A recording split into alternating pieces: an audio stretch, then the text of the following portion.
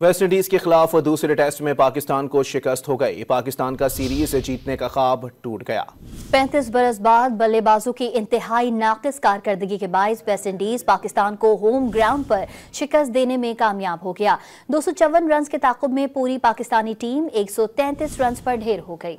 पाकिस्तान अपने ही बनाए स्पिन के जाल में फंस गया। वेस्टइंडीज के स्पिनर्स छा गए। पाकिस्तानी बैट्समैनों के लिए डरावना ख्वाब बन गए। तीसरे रोज पाकिस्तान ने 254 रन के ताकुब में अपनी इनिंग्स 4 विकेटों के नुकसान पर 76 रन से शुरू की तो सऊद शकील 13 रन बनाकर चलते बने।